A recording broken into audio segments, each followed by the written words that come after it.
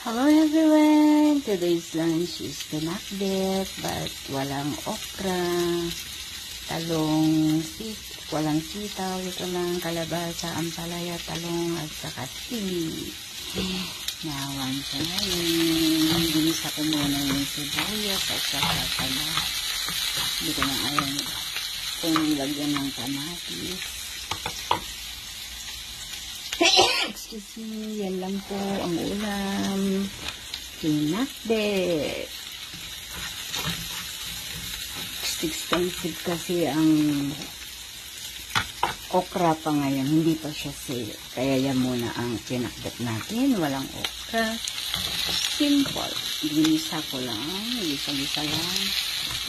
Ganyan. Gisa-gisa lang. Ako lang naman ang kakain. Ayan po. Pinakbet. Sarap yung maraming ampalaya.